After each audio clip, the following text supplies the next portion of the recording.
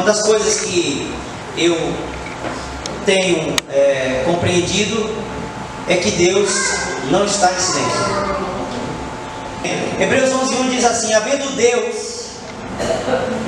Hebreus 11:1 não, Hebreus 1:1, havendo Deus antigamente falado muitas vezes e de muitas maneiras aos pais, quer dizer, aos antepassados, por meio dos profetas, a nós, aquelas pessoas que estavam vivas na época que essa carta estava sendo escrita, a nós nos falou pelo Filho. Nos falou ultimamente pelo Filho.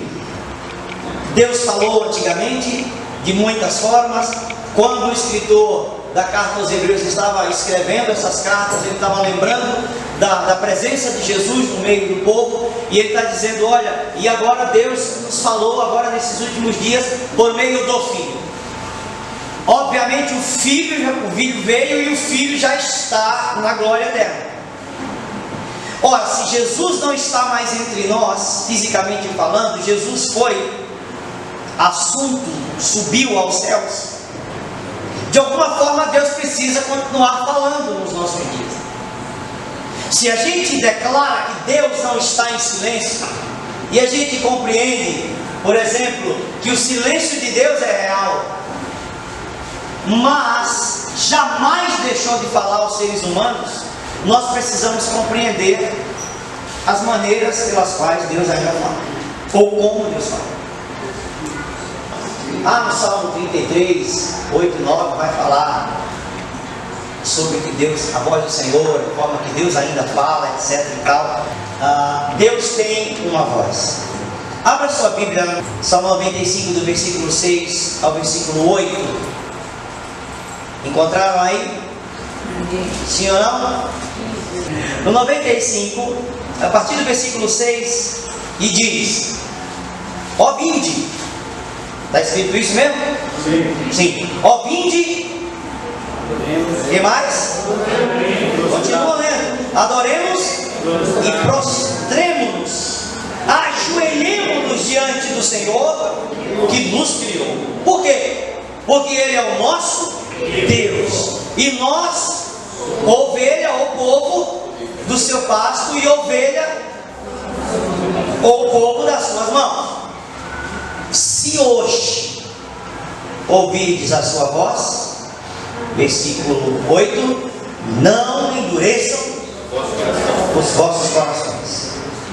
Ele vai dizer que o povo lá, na época que estava caminhando no deserto, na região de Meribá, ouviu a voz e endureceu o coração, como no dia da tentação no deserto. Amém? Olha, Deus tem uma voz. Se Deus tem uma voz, Deus fala. A nossa tentativa nessa noite é responder como Deus fala hoje. Se Ele não está em silêncio, se Ele continua falando, como Ele fala. Essa é a nossa tentativa. Em primeiro lugar, tem que correr. Deus fala pela natureza que criou. Diga natureza. A natureza foi criada. Em Romanos, no capítulo 1, versículo 19 e 20, diz que aquilo que podemos conhecer sobre Deus já está manifesto mediante as coisas que foram criadas. Porque a própria criação manifesta um conhecimento sobre o próprio Criador. Isso você vai ler em Romanos 1, 19 e 20. É a mesma coisa que o Salmo 19, versículo 1. Versículo 1 diz assim: os céus proclamam a glória de Deus. Os céus anunciam a glória de Deus. Quando observamos as estrelas, quando observamos as constelações, quando observamos os céus, nós só podemos, em nossa pequenez, diante de tamanha grandeza e de imensidão, exaltar a Deus. Porque a dimensão do universo é tão gigantesca que ainda não conseguimos e não temos ideia de como mapeá-lo hoje ainda. A gente tem sugestões, no máximo, de como o universo é.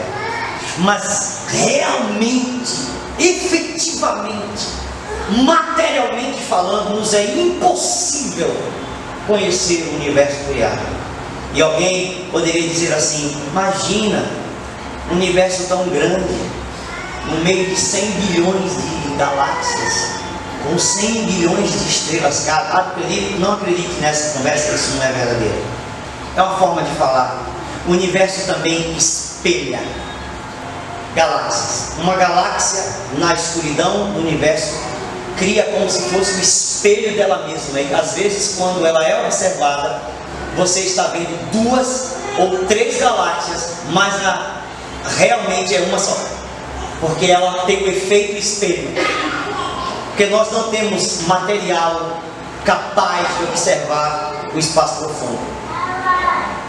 Então, mesmo que alguém diga, no universo de 100 bilhões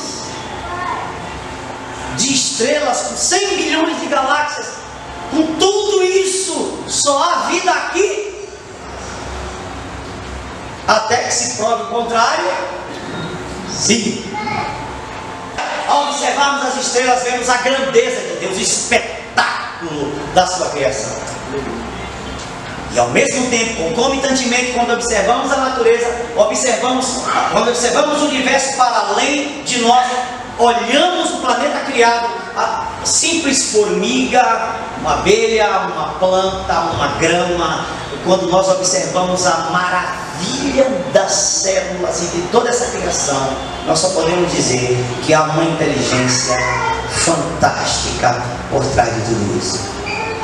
E nós ousamos atribuir a essa inteligência o nome Yahvé, Deus, Elohim, Adonai, El Shaddai. Deus fala pela natureza. E todos os cientistas, os genuínos cientistas do nosso mundo, os verdadeiros cientistas do nosso mundo, os homens que provocaram as mudanças pelas quais a humanidade passou e chegamos até aqui, quase que sem exceções, esses grandes cientistas precisaram reconhecer que o máximo que eles estavam fazendo era tentar discernir como as coisas foram feitas pelo Criador. Os grandes cientistas reconheciam que a criação era uma obra da divindade, era uma obra de Deus, praticamente sem exceção nenhuma. Na Idade Moderna, alguns ensaiaram mudar a ideia, e nos dias de hoje nós temos uma espécie de briga meio interna entre eles. Um grupo diz que sim, outro grupo diz que não há Deus, outro grupo, uma metade fica lá no murinho no meio do caminho, não sabe se crê ou se não crê. Vira uma bagunça. Mas toda a ciência da qual nós desfrutamos as verdadeiras mudanças do mundo, no universo, foram criadas por homens que acreditavam em Deus. E a mente de quem crê em Deus é iluminada.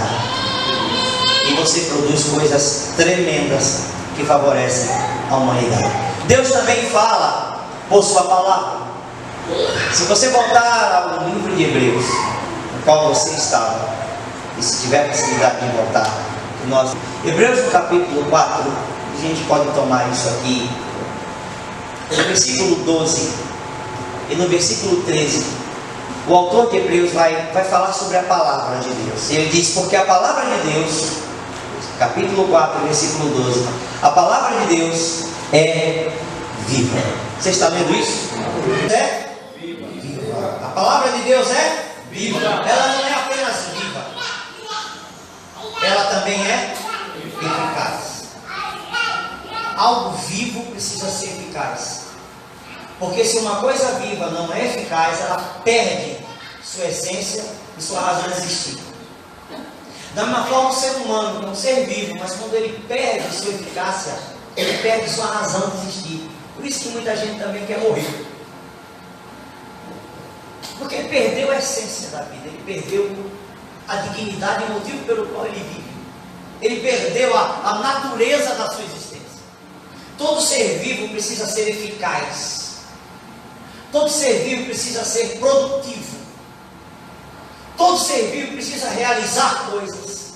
Quando isso não acontece, ele se torna sem sentido, sem nexo, sem orientação, sem rota. Mas a palavra de Deus, porque é viva, ela não é letra. Nós estamos lidando apenas com letra que você lê na Bíblia ou no seu aplicativo. Nós estamos falando de letra, estamos falando de algo que sobressai para além daquilo que está escrito. Há um poder que subjaz e sobressai. Há um poder que está dentro, mas ao mesmo tempo salta para fora com eficácia. Estão entendendo? Ela é viva e é eficaz. E porque ela é viva e é eficaz, ela é mais cortante ou penetrante do que uma espada que tenha 2 gumes, corte nos 2 fios.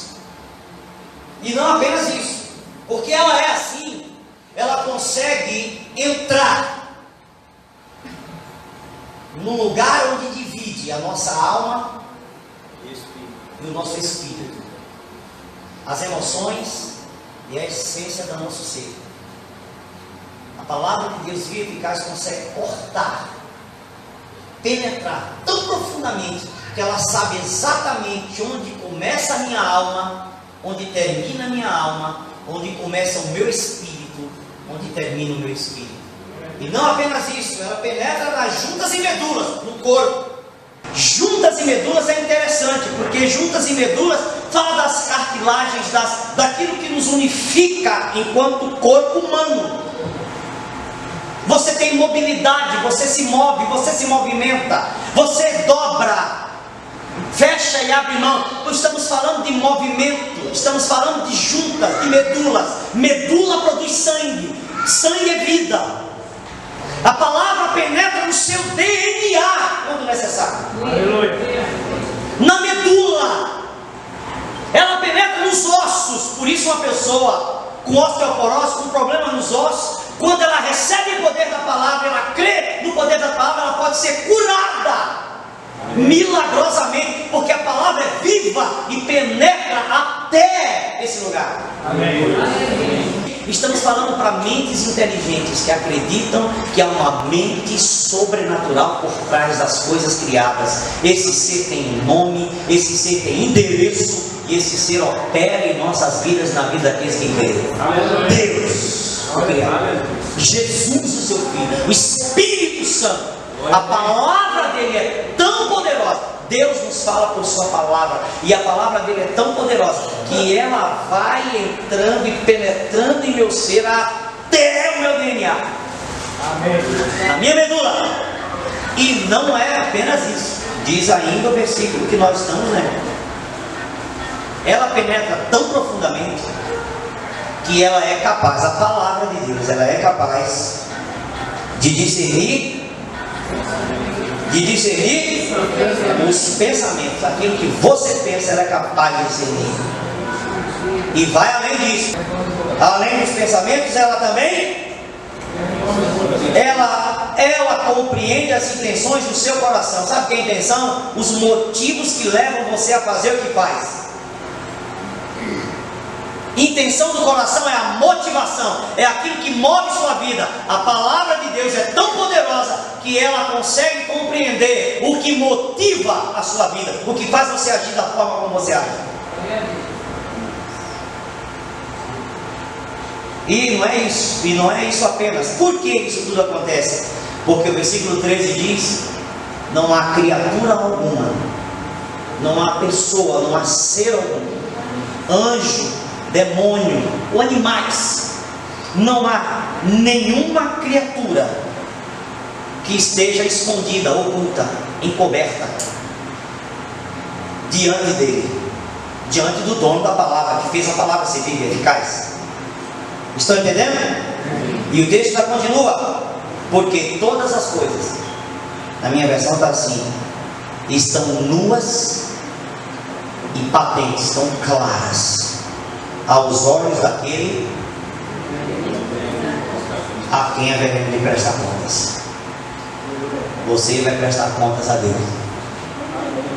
E não tem o que você esconder dele, porque a palavra dele é viva, eficaz e poderosa, e ela conhece tua vida. A palavra de Deus conhece tua vida. Não é à toa, por exemplo, que o testemunho que você ouviu aqui da Elaine é uma coisa comum que a gente escuta, por exemplo, quando a pessoa fala assim: eu estava aqui na igreja e veio a palavra, e aí o bispo, a bispo, seja quem for, falou alguma coisa, e eu fiquei com raiva, não gostei daquilo, como é que pode, não sei o que, vou ter que fazer isso, mas ele está certo. Esta palavra vai falando, ela vai provocando desafios, ela provoca raiva assim. Porque quando você escuta um negócio que você não gosta, mas é a palavra de Deus, e aquilo não encaixa na tua cosmovisão, na tua maneira de agir, na tua forma de pensar, na forma como você foi criado, aí daqui a pouco a palavra vem e diz assim: ó, é assim, assim, assim. Aquilo dá uma revolta dentro da gente. Primeira instância. Depois a gente, se Deus está agindo em nossas vidas, a gente depois dá uma sossegada. A gente diz assim: não, realmente tem razão, eu tenho que me consertar, eu tenho que fazer isso, está certo mesmo, é o que Deus quer, eu preciso me corrigir. Mas há pessoas que, ao ouvirem a palavra e elas serem impactadas, desafiadas e chocadas pela verdade de Deus, elas saem por aquela porta e não voltam mais, porque elas não admitem corrigir as suas vidas. Mas a palavra falou exatamente o que ela estava vivendo. Estão entendendo? E não foi uma profecia, não foi uma revelação. Às vezes a ministração, a pregação, o ensino da palavra, porque a palavra é viva, tem esse poder de discernir o pensamento de quem está sentado aí. Você fala assim: poxa, falou para mim hoje, hein? É tudo que eu precisava. Fala a Deus. Tem gente que quando o negócio é tão forte, não aguenta ficar calado. Fala assim: fala Deus. Eita, pegou pesado. Não, pegou pesado. Ou tem gente, os mais espirituosos, fala assim: põe na cândida, Jesus. Os outros espirituosos falam assim: passa esponja, Jesus. Passa esponja, como é que chama o negócio de aço? Escova de aço, escova mesmo. Entendeu? Outro diz assim: põe no fogo, assa no óleo, Jesus. Põe na chapa, sem óleo. Porque o negócio, às vezes, é tão forte que a pessoa diz assim: vai, igual Isaías, viu o Senhor. Quando ele teve a visão do céu, que ele viu o Senhor, ele falou assim: ai de mim, morri. Eu só posso estar morto. Não é possível que eu estou vendo, eu só posso estar morto. Aí ele falou: calma, está morto. Você está tendo uma visão, porque é desesperador quando a verdade vem. Ela choca. Ela provoca a gente. E Jesus é bom para isso. Ele provoca esse negócio. Mas eu vou te falar uma coisa: se você for de fato provocado pela palavra de Deus, pela pregação, pelo ensino da palavra, se você foi provocado ou provocada, alegre-se, porque o Senhor realmente quer mudar a sua vida. É Hebreus que vai dizer que no início toda repreensão parece um pouco motivo de tristeza. Ninguém gosta de ser chamado a atenção, porque parece, quando a palavra atinge você, quando ela atinge você, você pensa que todo mundo conhece a sua vida. Você fala assim: pô, o bispo contou agora para todo mundo, agora todo mundo está sabendo da minha vida. Não, mas é só você, está sendo só aí dentro, ninguém está sabendo de nada. É o Espírito de Deus que está trabalhando no teu coração para mudar a tua vida. E Deus gosta disso, Ele gosta de mudar. Deus gosta de mudar. Está entendendo, gente? Deus gosta de mudar a sua vida. Deus nos fala pelo seu Espírito Santo. Jesus agora não está mais no nosso meio. Como é que Jesus fala? Aí o escritor de Hebreus diz: nos falou pelo Filho. Mas agora o Filho não está falando mais pessoalmente. Jesus não está mais fisicamente em nosso meio. O que Jesus fez para continuar falando? João 16. Eu disse que a gente ia ficar em Hebreus, mas não ficou não. Evangelho de João. Gente, tudo correu. No capítulo 16, que é o quarto evangelho, eu preciso ler porque é importante. Se expor a palavra, pega aí, acha aí o seu celularzinho rapidinho. João 16, do versículo 12 ao 15. Diz assim: ainda tenho muito que vos dizer. Jesus falando para os discípulos. João 16, versículo 12. Ainda tenho muito que vos dizer, mas vocês não podem suportar agora. Eles não estavam prontos. Eles não tinham condições espirituais de ouvir o que Jesus tinha para dizer. Eles eram muito pequenos espiritualmente ainda. Estavam caminhando ainda no leite. Aí Jesus diz: mas, versículo 13, quando vier aquele Espírito, o Espírito Santo é o Espírito da verdade, porque ele só fala, e a verdade dói, não dói? Às vezes dói, às vezes não, mas às vezes dá uma pegada. O Espírito da verdade, esse Espírito da verdade vai fazer o que? Ele nos, ou vos, é a nós, ele vos guiará em toda a verdade, porque não falará de si mesmo, mas dirá tudo o que tiver ouvido, e vos anunciará o que há de vir. Ele me glorificará, porque há de receber o que é meu, e vos há de anunciar. Tudo quanto o Pai tem é meu, disse Jesus. Por isso vos disse que há de receber do que é meu e vai anunciar a vocês. Jesus precisava continuar falando em nosso meio. Jesus tinha que ir para a glória eterna, para o céu, para preparar o lugar, para voltar e nos buscar. Como é que Jesus tinha que deixar um representante para falar no lugar dele? Como é que Jesus, quem Jesus deixou? O Espírito Santo. Desculpe, meu filho, Jesus não deixou Pedro. Me perdoe, Jesus não deixou o Papa. Jesus não deixou apóstolo algum para falar no lugar dele. Jesus deixou o Espírito dele para falar por ele. Aleluia! Não há substitutos de Cristo na terra, a não ser o Espírito Santo. Amém. O único vicário, os filhos dele, o único substituto vicário de Jesus Cristo não é um homem que senta na cadeira de Pedro, ou em qualquer outra igreja ou denominação ou religião da terra. O único substituto autorizado de Jesus é o Espírito Santo. Aleluia.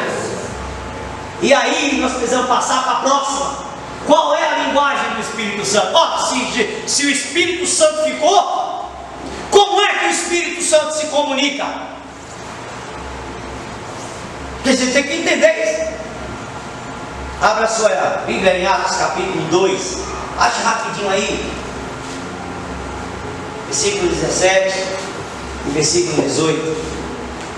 Pedro vai pregar pela primeira vez, depois que esse Espírito que Jesus prometeu em João 16 que ele ia mandar. Teve um dia que ele chegou, um dia exato. Quando Jesus falou isso, 50 e poucos dias depois o Espírito Santo veio, na festa de Pentecostes. E tinha data exata para vir. Jesus prometeu e mandou. O Espírito Santo veio em Atos capítulo 2. No início desse capítulo, estavam 120 irmãos reunidos num lugar só, um lugar assim desse tamanho, assim, 120. E o Espírito Santo veio como um vento impetuoso, veio como um vento poderoso, e encheu o lugar que as pessoas estavam reunidas. Além disso, a visão que eles tiveram foi de línguas, língua de fogo, que caiu sobre a cabeça de cada um dos 120. E cada um dos 120 falou um idioma diferente. E tu imagina, aí tem uma turma de gente, um monte de nação que vinha para adorar naquela época em Jerusalém lá, e aquela turma toda ouvia um barulho. Imagina, 120 pessoas, entre homens e mulheres, principalmente as mulheres, entre homens e mulheres, brincadeirinha, né? Entre homens e mulheres, falando um monte de língua estranha para eles, porque eles não entendiam a língua, mas aí o povo começou a ver uma bagunça, barulho, subiram no cenáculo, na casa, nesse grande lugar, eles estavam próximos, subiram para ver o que era, abriram a porta lá, olharam, então um bando de homem e de mulher falando um monte de língua diferente. Aí um chegaram aqui, meu idioma, outro chegaria, idioma da minha nação, outro chegaria, idioma da minha nação, outro, eu estou falando na minha língua materna. Eu vim aqui para Jerusalém adorar a Deus, eu sou da Síria, eu sou parto, eu sou meda, eu sou árabe, eu sou de Creta, eu sou disso, daquilo. A língua materna de cada pessoa, cada crente daquele lugar, cada irmã estava falando um idioma diferente, que não conhecia, que não aprendeu, que não frequentou uma escola para aprender, um idioma totalmente diferente. E aquelas pessoas visitantes de outros países, turistas, os turistas da época, visitando Jerusalém, eles chegam naquele lugar e vê aquele bando de crentes falando um monte de coisa diferente. E cada um diz: olha, eu estou ouvindo ele falar no meu idioma. O outro dizia: eu estou ouvindo falar no meu idioma. O outro dizia: eu estou ouvindo falar no meu idioma. E um perguntar ao outro: o que esse povo está falando no teu idioma? Porque eu estou entendendo o que está falando no meu. Sabe o que é que eles falavam?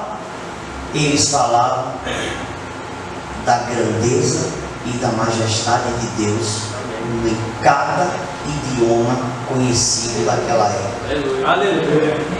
O povo pergunta para Pedro: o que é que está acontecendo? Esse povo está bêbado. Imagina, bêbado falando em língua. O bêbado ficou bêbado e começou a falar inglês. Já viu o bêbado falar inglês? Bêbado tentando falar inglês. O bêbado tentando falar chinês. Você já viu? É maravilhoso. Ele fala chinês fluente. É ou não é? É incrível. Mas só pode estar bêbado.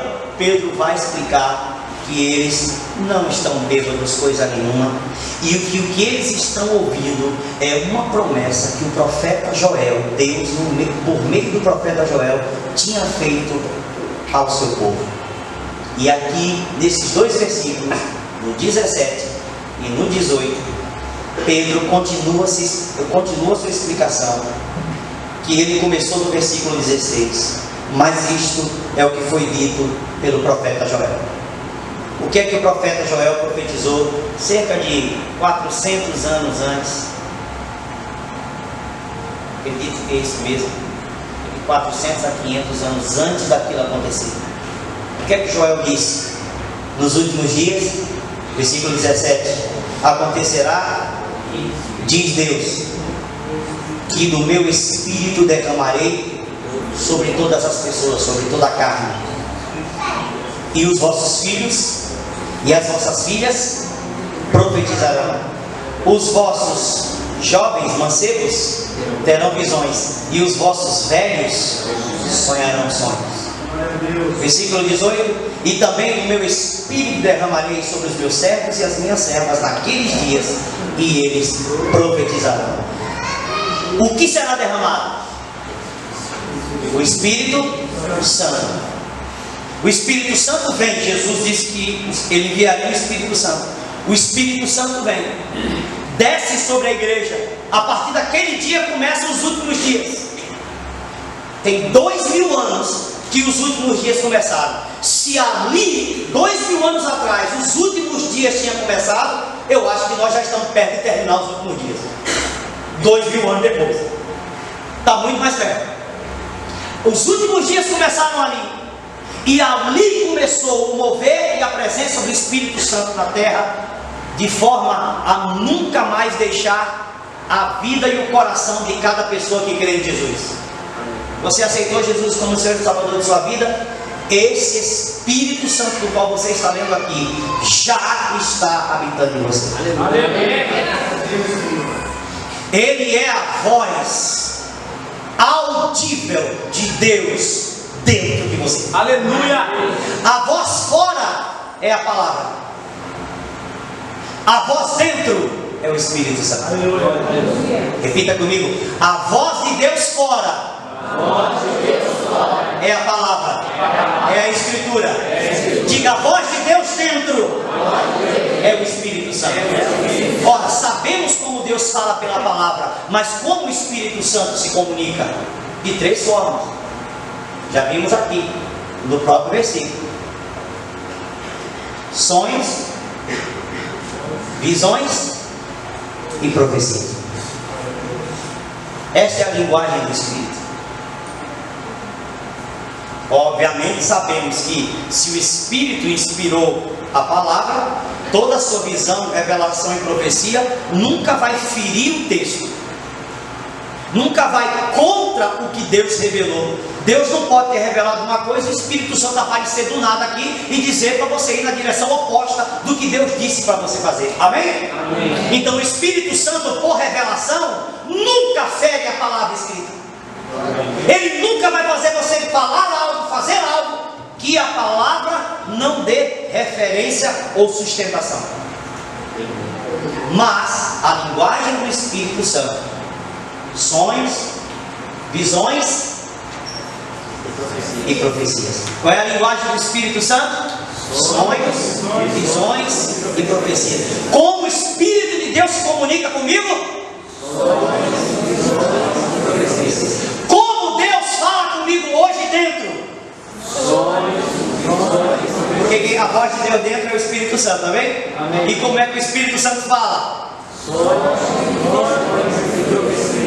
Fora, como é que Deus fala comigo? Dentro, como é que Deus fala comigo? Sonhos, visões e profecias. O Espírito Santo fala dentro através do mecanismo natural dele. Porque ele é Espírito, não pode ser visto. Então ele tem um mecanismo natural, sobrenatural. A palavra de Deus, ela já é para nós, ela já está transformada em escritura. Era pergaminho, era isso, era aquilo, mas está transformada em algo físico que nós podemos tocar e ver. Então ela fala fora. Nós lemos a palavra, Deus fala conosco. Nós lemos a palavra, nós aprendemos sobre Deus. A pessoa não pode achar assim: eu prefiro a voz do Espírito Santo dentro de mim, porque eu não gosto muito de ler a Bíblia. Está errado, está pela metade. É manco. Sabe? Já viu a pessoa manca? Por que a pessoa é manca? Porque ela anda com deficiência em uma perna. O projeto de Deus é que você ande equilibrado. Você conhece a Escritura e você conhece a voz do Espírito Santo. Uma coisa completa a outra. Uma coisa alimenta a outra, ajusta a outra. Você é espiritual, escuta a voz do Espírito. Você é espiritual, conhece a palavra de Deus. Você não pode escolher viver por revelação nem por profecia. Porque se você escolher viver apenas por revelação e por profecia, você está andando com uma perna só. Um dia cansa. Quem vive de revelação e profecia não tem realizações na vida. Porque cansa. Fale para a pessoa que está ao seu lado: quem anda manco? Responde para ele. Responde para ela: quem anda manco? Não. Escritura e voz do Espírito. Escritura e voz do Espírito é igual a equilíbrio, vida equilibrada. Aleluia. Escritura e voz do Espírito, vida equilibrada. A pergunta que a gente termina a reunião dessa noite é essa: você quer ouvir a voz de Deus ou você está surdo? Tem gente que prefere fingir que não ouviu. Apocalipse 2:29 tem só uma frase aí. O que está escrito? Aquele ou aquela que tem ouvidos, o que o Espírito. Quem é a voz de Deus? Quem é a voz de Deus? Quem é a voz dentro? O Espírito. Quem é a voz de Deus dentro de nós? O Espírito Santo. O que Jesus em Apocalipse está dizendo? Que é Jesus falando aqui. Quem tem ouvidos, ouça o que essa voz diz. A igreja. Quem é a igreja? Nós. Estamos aqui reunidos, é a igreja. Você precisa abrir os ouvidos espirituais. E é uma função sua, não é a de Deus. Você se submete, você abre os ouvidos. Como é que eu abro o meu ouvido espiritual? Quando você se submete ao que você está ouvindo. Vou usar a própria Elaine. O que é que ela disse? Eu passei a partir daquele dia, tudo que ele falar, eu vou colocar em prática. Ele falava, eu praticava. Ele falava, eu colocava em prática. É assim que funciona. Porque primeiro, querido, você acha que eu e a bispa estamos desejando o seu mal? Quando eu digo para você parar de se divertir demais, a gente está querendo o seu mal? Quando eu digo para você parar de fazer muito lazer, você está querendo o seu mal? Acredito? Ninguém respondeu. Você acha que a gente quer o seu mal? Não. Quando a gente está dizendo não faça tanto churrasco, a gente quer o seu mal? Não. Quando a gente está dizendo não vá tanto a parte de diversões, a gente está querendo o seu mal? Não. Porque a gente quer que você pare de se divertir, não, de viver a alegria da vida. Não é para ficar nem atacando, nem acusando, amém? Mas imagina que você acha que todo final de semana tem que ter um tipo de diversão. Você é uma pessoa vazia. Você não tem Cristo, Ele não entrou aí. Ele não ocupou os espaços que devia ocupar. Porque você não preencheu sua vida. Por que as pessoas vão de balada em balada a cada final de semana? Porque não estão cheios. Porque tem vazio aí dentro, eles não sabem como preencher. E vai final de semana, final de semana, final de semana, final de semana. E o que acontece? Continua procurando final de semana. Fica desesperado para chegar a sexta-feira. Por quê? Chegou o final de semana. E o que acontece na segunda? Na terça? Terça. Na quarta? Meio da semana. Na quinta? Olha! Amanhã é sexta. Chega na sexta para trabalhar. Você já viu alguém trabalhar na sexta desanimado? O cara chega cedo, ele chega na hora, ele já chega hoje, vamos lá, o que tem para fazer aí, patrão? É nóis! Chega bombando, porque hoje é sexta. Sextou! Aí, já tem até apelido pro negócio. Sextou! E o que acontece? Você sabe, nós também é filho de Deus. Eu não é? Essas conversinhas aí. A vida é isso. A vida é feita de sábado em sábado, de sexta em sexta, de final de semana em semana, balada em balada. Não! Você não encontra satisfação nesse tipo de vida. Por isso você vive buscando isso o tempo inteiro e nunca se sacia, porque é um vazio, um buraco tão grande dentro da pessoa que só cabe o Criador. É gente que vive buscando experiências que nunca satisfazem a vida. Mas quando nós ouvimos a voz de Deus,